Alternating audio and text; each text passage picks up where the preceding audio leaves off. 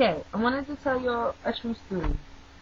Remember how I used to be like, well, how do you feel about smoking with kids? Well, I don't have kids, but I have an awful lot of nephews. And I have this one nephew who I adore. And we could not get along for some reason. But it's like, when I used to smoke and turn on SpongeBob at night, I don't even like SpongeBob anymore. He's so annoying.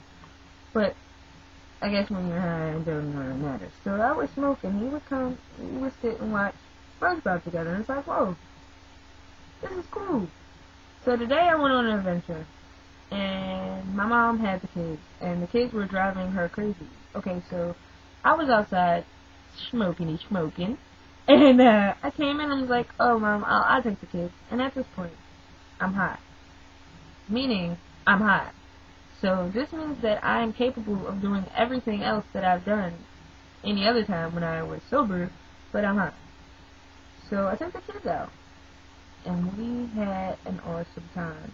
And he behaved, and he listened to me, and I felt like I didn't have to yell at him when I needed him to do what I needed him to do. I toured him out across the street today, and I was really proud of myself. So how do I feel about marijuana and parents, should I say? I feel like marijuana would be okay. Now, I would not like the idea of just smoking weed in front of your kid, like, yeah, you took this one, you pass me the light. Don't do that in front of your kid, you know. I don't smoke in front of my kids, period, because I feel like they're kids, and I want them to stay kids. I don't want them to even question my ideas, period. If I was thrown that question, what would I do?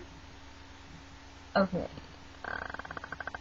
Well, I have a 10-year-old too, and I just don't smoke around my kids. Like, I figure I don't really need to. Like I said, they need to be kids. If I was thrown with the question, I would have to be honest. I would say this is an adult thing, so back off. But how do I feel about parents? I feel like go for it. It does not make you any less of a parent at the end of the day. It didn't make me any less of an aunt. If anything, it helped me calm down so I have patience for these kids, because sometimes I really don't have patience. And I'm not gonna lie, like, sometimes it's just like, it's like, oh my god, what am I doing? Like, how do I get out? Like, I can't deal with it. But when I am high with my kids, I guess, I call them my kids, they're not my kids, I don't have kids.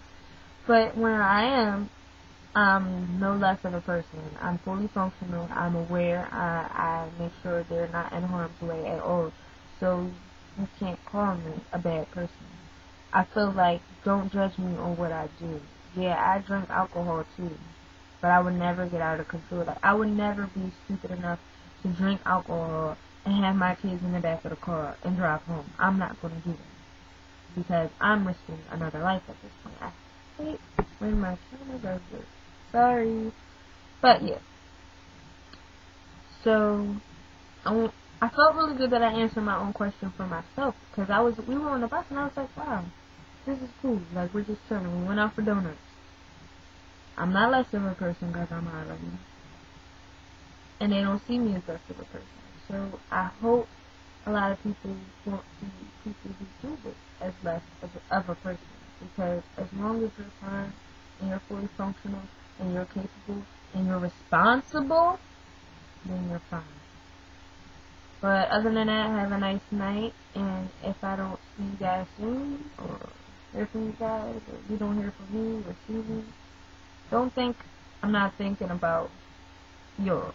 Don't think I'm not thinking about the legalization, because I'm pushing hard to really try to do things, because I feel like a lot of people aren't open, and it's a mistake that the system made that we have to correct for ourselves, because no one is going to do it for us.